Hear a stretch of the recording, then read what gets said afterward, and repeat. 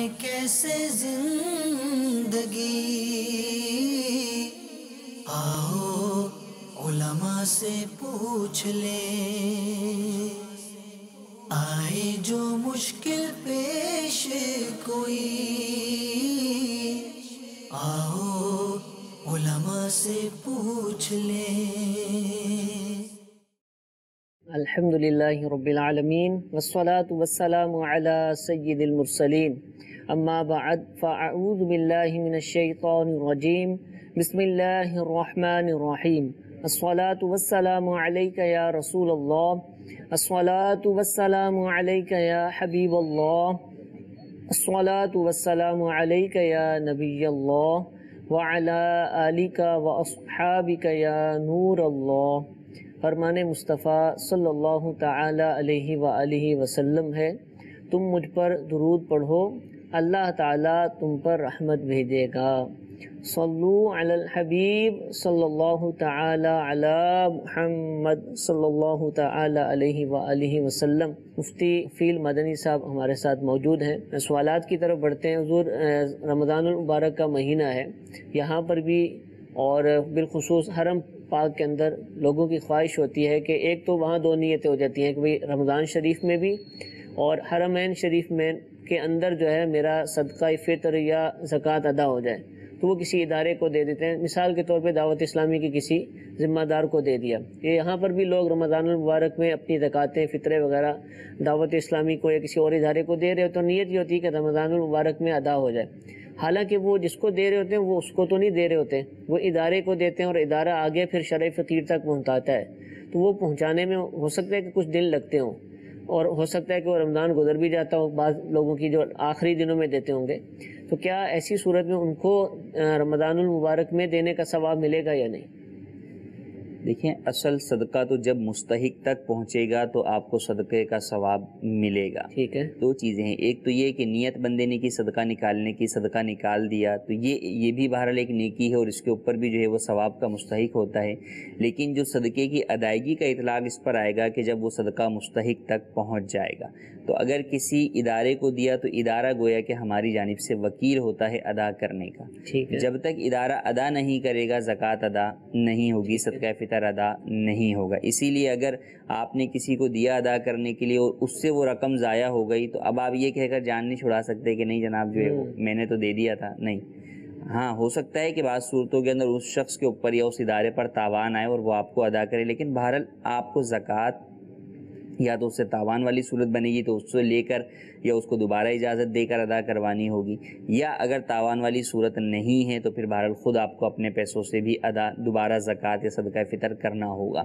تو ادائیگی کا اطلاق اسی وقت آئے گا کہ جب وہ چیز مستحق کے زکوٰۃ تک پہنچ جائے۔ تو اب بہت سارے لوگ رمضان المبارک کے اندر زکوٰۃ فطرہ خاص طور پر یوں ہی حرم پاک میں، حرم مدینہ کے اندر جو ہے وہ دینا چاہتے ہیں کہ زیادہ جو ہے وہ ہم ثواب حاصل کر سکیں، اور یوں ہی جو ہے وہ جمعۃ المبارک کے دن دینے کا اہتمام ہوتا ہے۔ تو اب اگر آپ کسی ایسی جگہ دے رہے ہیں جہاں پر وہ اسی وقت مستحق تک پہنچ کر صدقہ اپنے محل کو پہنچ رہا ہے، صدقہ ادائیگی تک پہنچ رہا ہے، تو یقیناً آپ کو رمضان کا بھی ثواب ملے گا، جمعے کے دن بھیجیں گے جمعے کا ثواب بھی ملے گا، حرم پاک حرم مدینہ میں بھیجیں گے دیں گے تو وہاں کا بھی ثواب ملے گا۔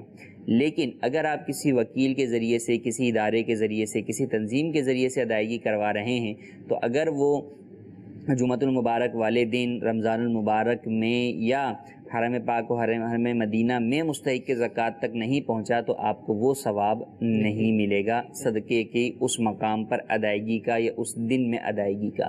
تو اب اس کے لیے چاہیے یہ کہ جب کہ معلوم ہے کہ ہم دعوت اسلامی کے ذریعے دے رہے ہیں یا اور کسی ادارے کے ذریعے جو ہے وہ دے رہے ہیں، تو اتنا پہلے دیں ہم کہ وہ رمضان کے اندر اصل تک پہنچ جائے، وہ اصل جو ہے وہ مستحق تک پہنچ جائے اور ہمارا صدقہ جو ہے وہ ادا ہو جائے۔ تو لہٰذا اس چیز کی کوشش کرنی چاہیے۔ یوں ہی اگر جو ہے وہ حرم پاک اور حرم مدینہ میں دے رہے ہیں تو وہ وہیں پر ہی اس کو مستحق تک پہنچا جائے۔ اگر وہاں دے رہے ہیں اور کوئی تنظیم یا کوئی ادارہ اس کی ادائیگی جو ہے وہ اپنے ملک میں کر رہا ہے تو پھر حرم پاک اور حرم مدینہ میں دیا جانے والا ثواب اس شخص کو حاصل نہیں ہوگا۔ ہاں، چونکہ اس شخص نے اپنی ملک سے جو ہے وہ نکال دیا تو اس لیے اس نکالنے کے اوپر ضرور اس کو جو ہے وہ ثواب ملے گا۔ البتہ اس بات کا خیال رکھنا ضروری ہے کہ ماہ رمضان میں یا دیگر جگہوں کے اوپر بھی، اور خاص طور پر یہ تو ہے فضیلت والا معاملہ. دوسرا معاملہ آ جاتا ہے کہ جب زکوٰۃ مجھ پر فرض ہو گئی، ٹھیک ہے، اب میں اس سے تاخیر کرتا ہوں تو یہ گناہ کی بات ہے، یہ گناہ کی بات ہے. اب میرے اوپر زکوٰۃ جو ہے فرض ہوئی یکم رمضان کو، ٹھیک ہے، اب میں یکم رمضان کو نکال کر میں نے کسی ادارے کو دے دی. اب ادارہ اگر اس کو 5 رمضان کو ادا کر رہا ہے، 10 رمضان کو ادا کر رہا ہے یا 15 رمضان کو ادا کر رہا ہے، تو یہ اتنی جو تاخیر ہو رہی ہے اس کا گناہ گار میں بھی ہوں. کیونکہ ایک بات ہے، کامن سی بات ہے کہ آپ کسی بھی ادارے کو دیں گے تو یقیناً اس کا ایک پروسیس ہوگا، ایک نظام ہوگا، وہ اس کے تحت ادا کرے گا اور چند دن لگیں گے. تو لہٰذا جب آپ کو کسی وکیل کے ذریعے سے، ادارے کے ذریعے سے زکوٰۃ ادا کروانی ہو تو اپنا سال پورا ہونے سے آپ کچھ ٹائم پہلے زکوٰۃ نکال کر اسے دے دیں تاکہ وقت پر یا وقت سے پہلے ادا ہو جائے آپ کی زکوٰۃ، وقت سے لیٹ نہ ہو. ٹھیک ہے. یوں ہی صدقہ فطر ادا کرنا جو ہے وہ نماز عید سے پہلے جو ہے وہ سنت ہے، تو آپ کوشش کریں کہ آپ پہلے جو ہے وہ ادا کر دیں. رمضان میں بھی کچھ عرصہ پہلے ادا کر دیں کہ ایک تو عید سے پہلے بھی آپ کی ادائیگی ہو جائے گی، اور دوسرا یہ کہ رمضان میں وہ مستحق تک پہنچ جائے گا تو آپ کو رمضان میں دیا جانے والا ثواب بھی ملے گا انشاءاللہ. دعوت اسلامی کے حوالے سے بھی آپ کو معلومات ہیں کہ یہاں ادائیگی ہو جاتی کچھ دنوں میں؟ دعوت اسلامی کے یعنی مجھے ٹائم پیریڈ تو نہیں معلوم کہ البتہ یہی کہ پروسیس ہوگا، یوں نہیں ہوگا کہ آپ آج دیں تو وہ یوں ہی جو ہے وہ آج ہی ادا ہو جائے، کوئی نہ کوئی ٹائم پیریڈ ہوگا. اتنی بڑی تنظیم اور تحریک ہے. ٹھیک ہے. اچھا، پھر کچھ اکاؤنٹس کے ذریعے پیسے آتے ہیں تو وہ تو ڈائریکٹ یہاں آتے ہیں، تو وہ ہو سکتا ہے کہ جلدی پروسیس ہوتا ہوگا. لیکن ایک یہ ہے کہ آپ نے مثال کے طور پہ یو کے میں جو ہے وہ اپنے ذمہ دار کو دیے، اب وہ کسی شہر میں تھے، وہاں سے پھر وہ بڑے ذمہ دار تک پہنچا، تو پورا جو ایک نظام اور سسٹم ہے تو اس میں وقت لگ سکتا ہے. تو یوں کوشش کریں کہ آپ جس وقت پہ دینا چاہتے ہیں اس سے پہلے دیں تاکہ اس وقت تک وہ چیز جو ہے وہ ادا پہنچ جائے. جزاک اللہ. کچھ کالز بھی ہمارے پاس موجود ہیں، پہلی کال سلسلے میں شامل کرتے ہیں. جی، میرا سوال یہ ہے کہ فطرے کی شرعی رقم کیا ہے اور اسے کس طریقے سے ادا کیا جائے؟ برائے مہربانی جواب ارشاد فرما دیں. جی حضور. فطرے کی شرعی فطرہ جو ہے وہ نصف سا جو ہے وہ گندم کا ہے، اور جو کھجور اور کشمش کا 1 سا ہے. سا کو اگر ہم گرام میں لے کر آئیں تو 1920 گرام جو ہے وہ نصف سا بنتا ہے، اور اس کا ڈبل کر لیں تو یہ 1 سا کی مقدار بنتی ہے. تو یہ فطرے کی جو ہے وہ مقدار ہے. ان میں سے آپ کسی بھی مقدار سے صدقہ فطر ادا کر سکتے ہیں. بعض لوگوں کے ذہنوں میں یہ آتا ہے کہ جو آپ کھاتے ہیں اس کا صدقہ فطر ادا کریں. وہی اگر آپ چاول کھاتے ہیں تو چاول کا صدقہ فطر ادا کریں. اگر کوئی ہو سکتا ہے برگر پیزا کھاتا رہتا ہو تو وہ بولے بھائی اس کے حساب سے صدقہ فطر ادا کریں. تو ایسا نہیں ہے. صدقہ فطر ان 4 چیزوں سے ادا کیا جاتا ہے. ہاں، ان 4 چیزوں کی مقدار ہے. اب آپ پیسوں سے بھی ادا کر سکتے ہیں.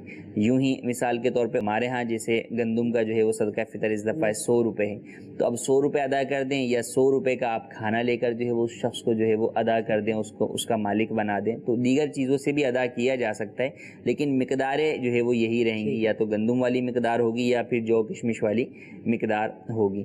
تو اس چیز کو ادا کرتے ہوئے صدقہ فطر ادا کیا جائے. ٹھیک ہے. گندم کے حساب سے پاکستان میں کم از کم 100 روپیہ، کم از کم جو ہے وہ 100 روپے. ٹھیک ہے جی. ایک اور کال چلائیے. دانت میں سے خون وغیرہ نکلتا ہے اور اتنا خون ہو کہ اس سے ذائقہ بھی محسوس ہو، تو اس صورت میں روزے کے بارے میں کیا حکم ہوگا؟ اگر خون نکلا اور منہ میں ہی تھا اور اس نے تھوک دیا، حلق سے نیچے نہ اترنے دیا تو روزہ نہیں ٹوٹے گا. لیکن اگر جو ہے وہ حلق سے نیچے چلا گیا اور ذائقہ بھی محسوس ہوا ہے تو روزہ ٹوٹ جائے گا. ٹھیک ہے. اور میسیجز بھی ہمارے پاس آنا شروع ہو چکے ہیں. یہ پوچھا جا رہا ہے کہ اگر نابالغ پہلی صف میں کھڑا ہو تو کیا اس سے پیچھے والوں کی نماز ہو جائے گی؟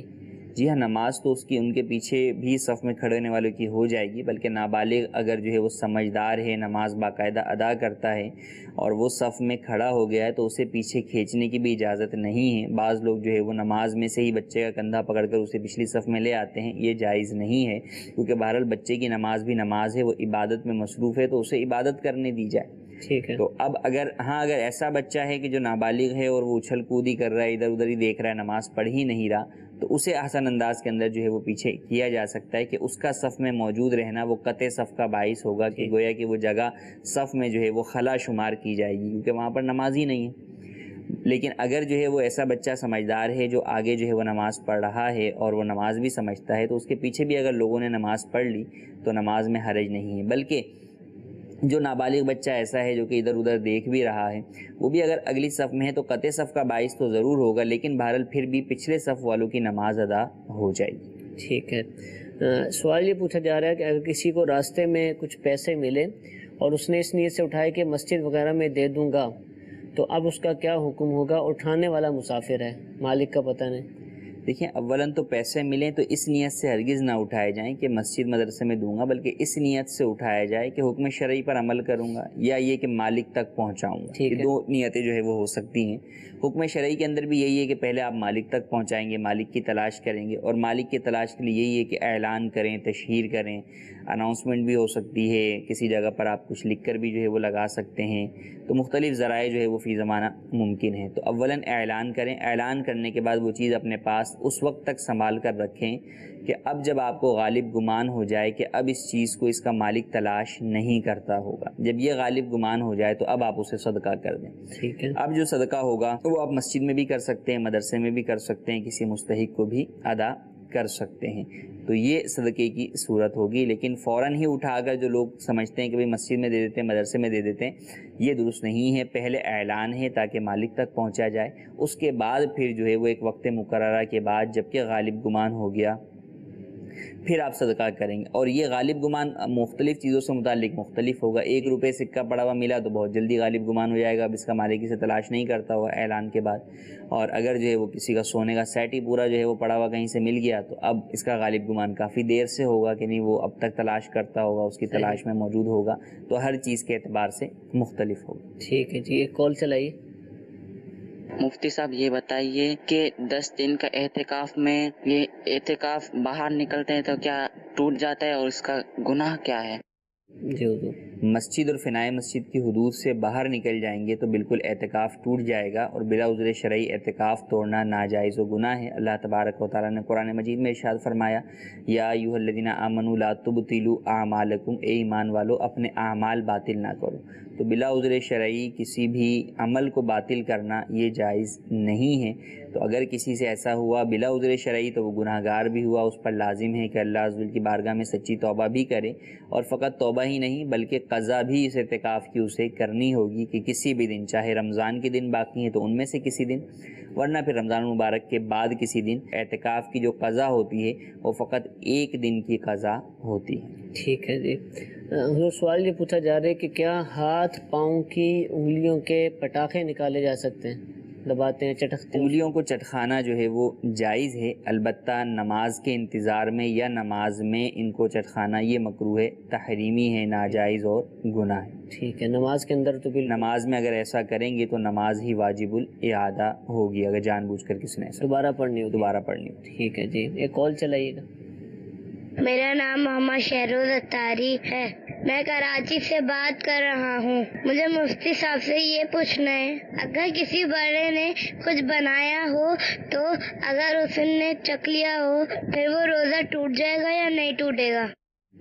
شاید کھانے کا ہے۔ کھانا کچھ بنایا اور چکھ لیا۔ جی جی۔ چکھنا دیکھیں 2 اعتبار سے، ایک ہمارے ہاں چکھنا ہے کہ 2-4 نوالے کھا کر جو ہے وہ چکھا جاتا ہے، اس سے تو یقیناً روزہ ٹوٹ جائے گا، اور ایک یہ ہے کہ فقط زبان پر لگا کر اس کا ٹیسٹ چکھا اور پھر اسے تھوک دیا، حلق سے نیچے اترنے نہیں دیا، تو ایسا چکھنا بلا عذر جو ہے وہ مکروہ ہے، اس کی بھی اجازت نہیں ہے۔ بلا عذر؟ بلا عذر۔ اگر عذر ہے کہ مثال کے طور پہ کسی جو ہے وہ عورت کا شوہر ظالم ہے اور اب نمک کی کمی بیشی پر، نمک مرچ کی کمی بیشی پر وہ اس کے اوپر جو ہے وہ ظلم کرتا ہے یا اسے جو ہے وہ ڈانٹتا ہے، اس بنیاد پر اگر جو ہے وہ چکھتی ہے تو اس کو اجازت ہے، لیکن وہ بھی اس وقت جب کہ کوئی اور چکر دینے والا نہ ہو۔ اگر کوئی اور ایسا شخص موجود ہے، بچہ ہے مثلا، اس کے اوپر روزہ فرض نہیں ہے، اس نے روزہ نہیں رکھا ہوا، وہ چکر بتا سکتا ہے، یا اور کوئی ایسا گھر میں شخص ہے کہ جس کے اوپر جو ہے وہ عذر کی بنیاد پر روزہ جو ہے وہ لازم نہیں ہے تو وہ چکر دے سکتی ہے، تو اس سے چیک کروائے۔ کوئی نہ ہو تو پھر عورت چکھ سکتی ہے، لیکن وہی کہ حلق سے نیچے نہ اترنے دے، زبان کی نوک پر چکھے اور پھر اچھے طریقے سے کلی کر کے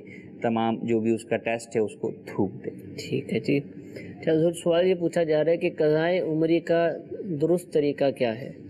قضا نماز کا درست طریقہ یہ ہے کہ آپ قضاء عمری کے اندر اولاً تو آپ نمازوں کی کاؤنٹنگ کر لیں کہ آپ پر کتنی نمازیں قضا بطور قضا لازم ہیں، فجر کی کتنی باقی ہیں، ظہر کی کتنی، عصر کی کتنی، مغرب کی کتنی اور عشاء کی کتنی۔ اب اس میں ہو سکتا ہے کہ فکس تعداد جو ہے وہ ہر ایک کو جو ہے وہ یاد نہ رہے، تو غالب گمان کر لیں کہ کتنی ہوں گی میرے اوپر، تو اتنی نمازیں جو ہے وہ ادا کرنا شروع کریں۔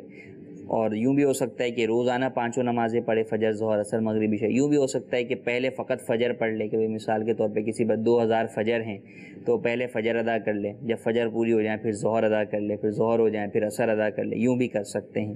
اور قضا نمازیں ہوں، بہت ساری نمازیں جو ہے وہ ذمے میں قضا ہیں، تو اس کے لیے بہتر یہ ہے کہ وہ سنت غیر مؤکدہ اور نوافل کی جگہ کے اوپر قضا نمازیں ہی ادا کرے، تاکہ جلد از جلد اس کی قضا نمازیں ادا ہو جائیں۔ یوں ہی قضا نمازیں بہت زیادہ ہیں، تو اس میں تخفیف بھی بیان کی گئی کہ فرض کی آخری 2 رکعتوں کے اندر 3 بار سبحان اللہ فقط جو ہے وہ قیام کی حالت کے اندر کہے، یوں ہی تمام رکعتوں کے اندر رکوع کے اندر سبحان ربی العظیم فقط 1 مرتبہ یہ تسبیح پڑھے، سجدے کے اندر سبحان ربی الاعلیٰ کی تسبیح 1 مرتبہ پڑھے، اور التحیات کے اندر درود ابراہیمی کی جگہ فقط اللہم صلی علی محمد جو ہے وہ کہہ لے، اور پھر سلام پھیر دے تو مکمل درود ابراہیمی یا دعا نہ بھی پڑھے تو بھی یوں نماز اس کی ادا ہو جائے گی۔ تو ان باتوں کو خیال کرتے ہوئے، ان رعایات سے فائدہ اٹھاتے ہوئے زیادہ سے زیادہ اپنی قضا نمازیں ادا کریں۔ یوں ہی ماہ مبارک جو ہے وہ جاری ہے، اس میں لوگ نوافل ادا کرتے ہیں، تو جن کے ذمہ قضا نمازیں ہیں تو وہ پہلے اپنی قضا نمازیں جو ہے وہ ادا کریں، کیونکہ بہرحال قضا کے اوپر پکڑ ہوگی، اس پر پوچھ گچھ ہوگی، تو ہمیں پہلے اس کی ادائیگی کرنی۔ ٹھیک ہے جی۔ دو سوال یہ پوچھا جا رہا ہے کہ جو صدقہ فطر کی مقداریں بتائی ہیں 100 روپیہ، 240، 1600، کیا سب کے حساب سے دینا ہے یا کوئی ایک مقرر کر کے اس کے حساب سے دے دیا جائے؟ اس میں جو ہے وہ مرضی ہے کہ آپ چاہیں جو ہے وہ ایک سے ادا کر دیں، چاہے دوسرے سے، چاہے تیسرے سے ادا کر دیں، جس سے بھی چاہیں آپ ادا کر سکتے ہیں۔ یوں ہی یہ بھی ضروری نہیں کہ ایک گھر کے اندر جو ہے وہ سب کا ایک ہی سے ادا کریں، ہو سکتا ہے کہ کوئی شخص اپنا جو ہے وہ کھجور اور کشمش والے سے ادا کر دے، بچوں کا جو ہے وہ گندم والے سے ادا کر دے، تو اس میں جو ہے وہ اختیار ہے، کسی ایک سے بھی ادا کیا جا سکتا ہے۔ ٹھیک ہے۔ جو بچہ پیٹ میں ہو تو کیا اس کا بھی صدقہ فطر ادا کیا جائے گا؟ جب تک پیدا نہیں ہوا اس وقت تک اس کا صدقہ فطر نہیں ہے۔ ٹھیک ہے، صبح صادق سے پہلے یکم شوال کی پیدا ہو جائے تو دے دیا جائے گا۔ جی ایک کال چلائیے۔ جی ایک سوال پوچھنا تھا مفتی صاحب سے۔ جی کل ہماری روانگی یہاں سے باب المدینہ سے جدہ شریف عمرے کے لیے، تو ہم یہاں سے جو روانہ ہوں گے تو افطار تو راستے میں ہوگی، تو افطار کے کیا طریقہ کار ہوگا، کیسے معلوم ہوگا ہمیں کہ افطار کا وقت ہو گیا ہے؟ پلین میں ہوں گے تو کیا کریں؟ غروب آفتاب کا جب یقین ہو جائے تو آپ افطار کر لیں گے۔ اب غروب آفتاب کا یقین جو ہے وہ کس طرح ہوگا، تو جب اندھیرا چھا جائے گا تو آپ کو جو ہے وہ اس بات کا یقین ہو جائے گا، غالب گمان ہو جائے گا کہ ہو گیا ہے۔ تو اب نیچے زمین کے اوپر جو ہے وہ سورج جلدی ڈوب جاتا ہے، لیکن جو جتنا بلندی پر جاتا ہے سورج اس کے لیے دیر سے ڈوبتا ہے۔ تو جب بلندی پر ہوں گے تو سورج جو ہے وہ دیر سے جو ہے وہ ڈوبے گا، اور اس کا اندازہ یوں بھی ہو سکتا ہے کہ آپ اس وقت افطار کے وقت جو ہے وہ کہاں پر ہوں گے، کس ملک کے اوپر سے پرواز کر رہے ہوں گے، اس ملک کا جو ہے وہ آپ ٹائم غروب کا دیکھ لیں، لیکن اس کے مطابق افطار نہ کریں، بلکہ اس کے بعد پھر آپ باہر کی طرف نظر رکھیں کہ جب آپ کو جو ہے وہ باہر جو ہے وہ نظر یہ آئے کہ ہاں غروب آفتاب ہو گیا، اندھیرا چھا گیا، تو پھر آپ جو ہے وہ افطار کریں۔ اچھا، بعد اب پلین والے اعلان کر دیتے ہیں تو کیا اس اعلان کا اعتبار کر لیا جائے یا دیکھا جائے باہر؟ نہیں، دیکھا ہی جائے۔ ممکن ہے کہ پلین والے جو ہے وہ نیچے جس ملک سے گزر رہے ہیں اس ملک کے اعتبار سے جو ہے وہ اناؤنسمنٹ کر رہے ہوں، اور باہر جو ہے وہ دیکھیں تو سورج چمک رہا ہو اوپر بلندی والوں کے لیے، تو جب تک بلندی والوں کے لیے غروب نہیں ہوگا ان کو جو ہے وہ افطار کی اجازت نہیں ہوگی۔ ٹھیک ہے حضور۔ جس شخص کا رمضان المبارک میں ہی انتقال ہو گیا تو کیا اس کی طرف سے صدقہ فطر ادا کیا جائے گا؟ نہیں، جو شخص انتقال کر گیا تو اس کی طرف سے صدقہ فطر ادا نہیں ہوگا۔ ٹھیک ہے جی، ایک کال چلائیے گا۔ محمد اکرام اتاری ہے، میں باب المدینہ سے بات کر رہا ہوں۔ میرا سوال یہ ہے کہ اگر کوئی اسلامی بھائی بیمار ہے جو پچھلے 10 سال سے بیمار ہے اور وہ روزے نہیں رکھ پا رہا، اور مزید بھی آگے کچھ ٹھیک ہونے کی امید نہیں ہے کہ وہ روزے رکھ پائے گا یا نہیں، اس صورت میں وہ کیا کرے؟ جواب ارشاد فرما دیجیے۔ بیماری دیکھیں 2 طرح کی ہے۔ ایک یہ ہے کہ ایک شخص بڑھاپے کی وجہ سے عمر کے اس حصے کو پہنچ گیا ہے کہ اس کے اندر اب روزہ رکھنے کی سکت ہی نہیں ہے، طاقت ہی نہیں ہے، کہ وہ نہ ہی سردی میں روزے رکھ سکتا ہے، نہ ہی گرمی میں، نہ لگاتار رکھ سکتا ہے، نہ ہی چھوڑ کر رکھ سکتا ہے، تو ایسا شخص شیخ فانی کہلاتا ہے کہ اسے آئندہ بھی امید نہیں ہے، ابھی بھی نہیں ہے۔ تو بڑھاپا چونکہ ایسی چیز ہے کہ جو کہ جانے والی نہیں ہے، تو اب ایسے شخص کے لیے حکم یہ ہے کہ وہ فدیہ ادا کرے، اپنے ہر ایک روزے کا ایک فدیہ، ایک صدقہ فطر کی مقدار ادا کر دے۔ ٹھیک ہے۔ اور جو شیخ فانی نہیں ہے، کسی اور بیماری کی وجہ سے جو ہے وہ ان روزہ رکھنے پر قادر نہیں ہے، کینسر ہے یا اور دیگر جو ہے وہ بیماریاں ہیں، لیکن وہ شخص بوڑھا نہیں ہے، شیخ فانی نہیں ہے، بلکہ اگر وہ بیماری اس سے جدا ہو جائے تو وہ بالکل جو ہے وہ سیٹ ہے اور وہ روزے رکھ سکتا ہے، تو ایسے شخص کے لیے فدیے کی اجازت نہیں ہے۔ اگرچہ وہ روزہ رکھنے کی طاقت نہیں رکھتا تو شریعت مطالعہ اسے روزہ رکھنے کا پابند نہیں کرتی، اسے روزہ چھوڑنے کی اجازت ہے عذر کی بنیاد پر، لیکن وہ انتظار ہی کرے گا کہ جب میں صحت یاب ہو جاؤں گا تو میں روزے کی قضا کروں گا۔ ٹھیک ہے۔ اب اگر صحت یاب ہو جائے تو اپنے پچھلے سارے روزوں کی قضا کرے گا، اور اگر صحت یاب نہیں ہوتا تو پھر دو صورتیں ہوں گی، یا تو اسی بیماری کے اندر بڑھاپے کے اس اسٹیج کو پہنچ جائے گا جس کو ہم نے ابھی بیان کیا، تو پھر پچھلے بھی سارے تمام روزوں کا فدیہ ادا کرے گا، یا یہ کہ بڑھاپے کے اس اسٹیج پر پہنچنے سے پہلے ہی جو ہے وہ وقت موت قریب آ جائے گا، تو پھر اس کے لیے حکم یہ ہوگا کہ وہ اپنے روزوں کے فدیے کی وصیت کرے، وصیت کرے کہ میرے مرنے کے بعد اس کا فدیہ ادا جی، تو پھر اس کی وصیت جو ہے وہ اس کے تہائی مال میں سے پوری کی جائے گی اور اس کے روزوں کا فدیہ ادا کیا جائے گا۔ ٹھیک ہے جی۔ حضور سوال یہ پوچھا جا رہا ہے کہ پرچون کی دکان ہے میری، تو مجھے زکوٰۃ کس طرح ادا کرنی ہے؟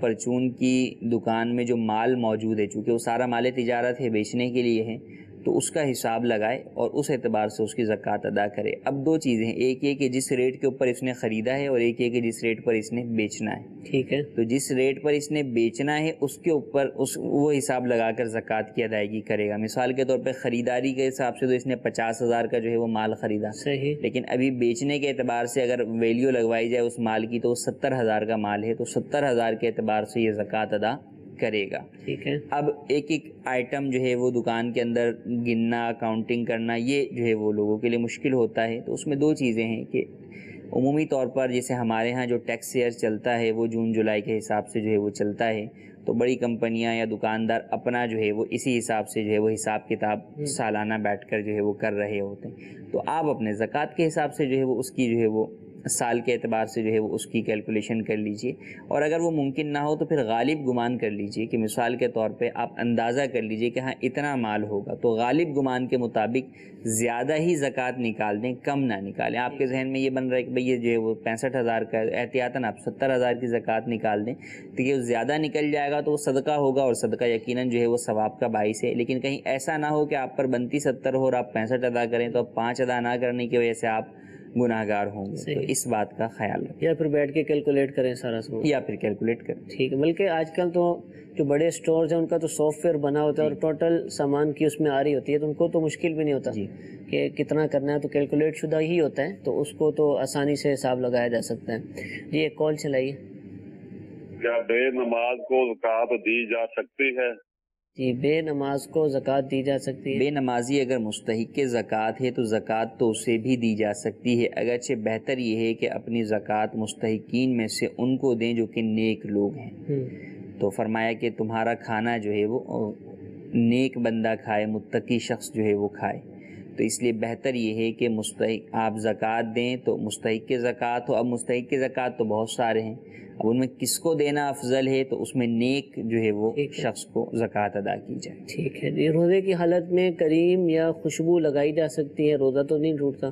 جی ہاں، کریم یا خوشبو جو ہے وہ لگا سکتے ہیں، چہرے پر بھی کریم لگا سکتے ہیں، خوشبو بھی لگا سکتے ہیں، اس سے روزہ نہیں ٹوٹے گا۔ ہاں البتہ ہونٹوں پر جو ہے وہ کریم لگانا، کہ اب وہ ہونٹ جو ہے وہ اس پر زبان جو ہے وہ پھیرنے کی بعض لوگوں کی عادت ہوتی ہے، اب وہ اندر جو ہے وہ اس کا ذائقہ جانے کے جو ہے وہ اندیشہ ہوتا ہے، تو ہونٹوں پر لگانے سے بچنا چاہیے۔ ٹھیک ہے جی، ایک کال چلائیے۔ جی مفتی صاحب سے میرا یہ سوال تھا کہ روزے کی حالت میں اگر سمندر میں نہائیں، پانی جیسے کہ نمکین ہوتا ہے، تو کیا اس کے ساتھ روزہ ٹوٹ جاتا؟ جی، سمندر میں نہائیں، اسی طرح گرمی ہے تو تالاب میں یا نہر میں ڈبکیاں لگائیں تو کیا روزہ ٹوٹ جائے گا؟ لیکن نہانے سے تو روزہ نہیں ٹوٹے گا، البتہ یہ کہ چونکہ پانی جو ہے وہ منہ کے اندر بھی جو ہے وہ جاتا ہے، کلی وغیرہ بندہ جو ہے وہ کرے، تو اب اگر سمندر سے وضو کرے گا تو سمندر سے جب وضو کے اندر کلی کرے گا تو اب اس پانی کی جو ہے وہ تری کچھ نہ کچھ باقی رہ جاتی، اور کلی کرنے میں جو کلی کی اور پھر پانی تھوک دیا، اب اس کے بعد جو کچھ تری باقی رہی تو وہ معاف ہے، اس کی وجہ سے روزہ نہیں ٹوٹتا۔ تو اب وہ عام پانی سے وضو کرے یا سمندر کے پانی سے وضو کرے، دونوں صورتوں کے اندر بہرحال وہ جو کلی کے بعد منہ میں بچ جانے والی تری ہے وہ اگرچہ سمندر کے پانی کی بھی ہو، اس کے جو ہے وہ تھوک کے ساتھ مل کر نیچے حلق سے نیچے اترنے کی صورت میں روزہ نہیں ٹوٹے گا۔ ہاں اگر غلطی کی وجہ سے باقاعدہ پورا پانی ہی جو ہے وہ اندر چلا گیا تو پھر بہرحال روزہ ٹوٹ جائے گا، وہ چاہے سمندر کا پانی ہو یا عام پانی۔ ٹھیک ہے، سمندر سے ویسے کلی کرے گا کون؟ بہت زیادہ ہی وضو اگر دیکھیں کرنے بیٹھے گا تو پھر وضو اگر کوئی جو ہے وہ سمندر پر بیٹھ کر کرے گا تو پھر، یا ویسے عام گھر کے اندر بھی بورنگ ہے اور کھارا پانی ہے تو اب وہ بھی جو ہے وہ کھارا پانی آ رہا ہے، اب اگر اس میں وضو کرتا ہے تو پھر کلی تو بہرحال کرنی پڑے گی کہ وضو کی سنت موقدہ ہے۔ ٹھیک ہے جی، ایک کال چلا دیجیے گا۔ جس کو قرآن شریف پڑھنا نہیں آتا کیا وہ اعتکاف میں بیٹھ سکتا ہے؟ پہلے بھی کال آئی تھی اس طرح کی۔ جی ہاں، اعتکاف میں تو وہ بیٹھ سکتا ہے۔ قرآن کریم پڑھنا نہیں آتا، قرآن کریم اعتکاف میں بیٹھ کر پڑھنا سیکھے، ورنہ جو صورتیں اسے پڑھنا آتی ہیں وہی صورتیں پڑھے۔ اعتکاف میں بیٹھنے کے لیے قرآن کریم مکمل پڑھنا آتا ہو یہ ضروری نہیں۔ ٹھیک ہے جی، کہہ رہے ہیں کہ فطرہ کن لوگوں پر فرض ہے؟ فطرہ غنی پر لازم ہے۔ غنی یعنی وہ شخص جو کہ صاحب نصاب ہو، کہ اس کی ملکیت میں حاجت اصلیہ سے زائد 52.5 تولہ چاندی کی مالیت کے برابر مال ہو، تو ایسا شخص جو ہے وہ غنی ہے، اور اس کے اوپر اپنا بھی فطرہ لازم ہے اور اپنی نابالغ اولاد کا بھی فطرہ اس شخص کے اوپر لازم ہے۔ تو یہ اپنا بھی ادا کرے گا، اپنی نابالغ اولاد کا بھی جو ہے وہ ادا کرے گا، تو جو غنی ہے اس کے اوپر صدقہ فطر لازم ہوتا ہے۔ ٹھیک ہے جی، مہمانوں کے جانے کے بعد کیا گھر میں جھاڑو لگایا جا سکتا ہے؟ اس کی اجازت ہے؟ لگایا جا سکتا ہے، اس میں شرعاً کوئی حرج نہیں۔ ٹھیک ہے جی، ایک کال چلائیے۔ مکان سے بات کر رہا ہوں، محمد حفیظ۔ میرے پاس 3.5 تولے سونا ہے اور مالیت کچھ نہیں ہے، اس کے اوپر زکوٰۃ فرض ہے؟ جی، 3.5 تولے سونا اور مالیت کچھ؟ فقط 3.5 تولے ہی سونا ہے، اس کے علاوہ پیسہ، چاندی، مال تجارت، پرائز بانڈ کچھ بھی نہیں ہے، تو پھر زکوٰۃ لازم نہیں ہوگی۔ لیکن عموماً ایسا ہوتا نہیں ہے، کچھ نہ کچھ بندے کے پاس اضافی پیچھے 2-4 روپے تو ہوتے ہی ہیں، تو جب وہ ساتھ میں موجود ہوں گے تو اب لازمی سی بات ہے 3.5 تولہ سونے کے ساتھ اگر کچھ بھی پیسہ ہوگا تو یہ دونوں مل کر 1 روپیہ بھی ہو تو یہ دونوں مل کر نصاب کی مقدار کو پہنچتے ہیں، اور جب نصاب کی مقدار کو، چاندی کی نصاب کو پہنچتے ہیں تو پھر زکوٰۃ لازم ہوگی۔ ٹھیک ہے جی، ایک کال چلائیے۔ ہاں، میرا نام فیصل ہے، بریوالا سے بات کر رہا ہوں۔ مسجد میں نہا سکتا ہے اس کا آپ کی صورت میں؟ یہ مسجد میں نہانا جائز ہے؟ اگر فنائے مسجد میں غسل خانہ ہو اور غسل خانے تک جانے کا راستہ بھی فنائے مسجد سے ہی ہو، ٹھیک ہے، تو یا مسجد سے ہو، تو ایسی صورت کے اندر جو ہے وہ نہا سکتا ہے۔ اگر فنائے مسجد سے باہر ہے غسل خانہ، یا غسل خانہ تو فنائے مسجد میں لیکن درمیان کا راستہ جو ہے وہ خارج مسجد ہے، تو پھر بلا عذر شرعی جو ہے وہ نہیں نہا سکتا، پھر غسل فرض ہوگا تو ہی نہا سکتا ہے، ورنہ نہیں۔ ٹھیک ہے، اگر کوئی شخص غریب ہے اور اس کے انتقال کے بعد اس کے گھر والے اس کے روزے کا فدیہ بھی ادا نہ کر سکیں تو اب کیا صورت بنائی جائے؟ پھر یہ کہ استغفار کریں، بلکہ جو ویسے بھی غریب ہے، زندہ بھی ہے اور شیخ فانی ہے، فدیہ ادا نہیں کر سکتا، اس کے پاس اتنا مال نہیں ہے، تو وہ فرمایا کہ وہ اللہ عز و جل کی بارگاہ میں استغفار کرے کثرت سے، تو انشاءاللہ امید ہے کہ اللہ تبارک و تعالیٰ اس کا یہ جو روزے کے جو فرض والا معاملہ ہے وہ معاف فرما دے۔ اگر تھوڑی بہت رقم ہے اور میسر ہو تو ہیلا بھی کریں؟ یعنی یہ ممکن ضروری نہیں کہ آپ ٹوٹل ہی جو ہے وہ ادا کریں، مثال کے طور پہ کسی کے پوری زندگی کے روزوں کا فدیہ بن رہا ہے جناب 1 کروڑ روپے، تو اب 1 کروڑ روپے ہی ضروری نہیں ہے، اب اگر کسی کے پاس 50,000 روپے بھی ہیں تو اس کے ذریعے سے بھی ادائیگی ہو سکتی ہے، شرعی ہیلے کے ذریعے سے۔ اب اس کا ایک مخصوص طریقہ کار ہے، تو اس کے لیے جو ہے وہ آپ جو ہے وہ دعوت اسلامی سے رابطہ کر لیجئے، یا اور جو ہے وہ کسی سنی عالم دین سے کہ جو آپ کو اس کا طریقہ بتا اور سمجھا دے۔ ٹھیک ہے جی، ایک کال چلائیے۔ میں عبد الماجد بات کر رہا ہوں، خانپور کٹورہ، ضلع رحیم یار خان سے۔ میں نے آپ سے یہ پوچھنا تھا، کیا روزے کی حالت میں ہم سر پر مہندی یا ہیئر کلر کا استعمال کر سکتے ہیں؟ جی حضور، مہندی تو لگا سکتے ہیں، یوں ہیئر کلر بھی بالوں پر لگا سکتے ہیں، البتہ مہندی ہو یا ہیئر کلر دونوں میں اس بات کا خیال رکھنا ضروری ہے کہ بلیک نہ ہو۔ ٹھیک ہے، کہ بلیک لگانا جائز نہیں ہے، یوں ہی ایسا ڈارک براؤن بھی نہ ہو کہ جو دور سے دیکھنے میں بلیک نظر آئے، تو اس بات کا خیال رکھیں۔ اور یہ نہ صرف روزے میں بلکہ عام حالت کے اندر بھی یہی حکم ہے کلر لگانے کا یا جو ہے وہ مہندی لگانے کا۔ باقی روزے کے اندر جو ہے مہندی لگانے سے یا کلر لگانے سے روزے پر کوئی فرق نہیں پڑتا۔ ٹھیک ہے جی، کال چلائیے۔ میرا سوال یہ ہے کہ کیا روزے کی حالت میں غرارہ کر سکتے ہیں؟ غرارہ روزے کی حالت میں غرغرہ کرنا جو ہے وہ منع ہے، ویسے جو ہے وہ وضو کے اندر غرغرہ کیا جاتا ہے، لیکن روزے کے اندر منع ہے کہ حلق سے نیچے جو ہے وہ پانی اترنے کا اندیشہ ہے، تو روزے کی حالت میں غرغرہ ہرگز نہ کیا جائے۔ ٹھیک ہے، اگر بھول گئے، جیسے شروع کے روزوں میں عادت تو پڑی ہوئی ہے، شروع کے روزے میں کر لیا غلطی سے بھول کر، اگر حلق سے نیچے جو ہے وہ اترے گا تو پھر روزہ ٹوٹ جائے گا، پانی بھول کر بھی کیا اترے گا تو، جبکہ اسے روزہ دار ہونا اس وقت یاد ہو۔ ٹھیک ہے جی، ایک کال چلائیے۔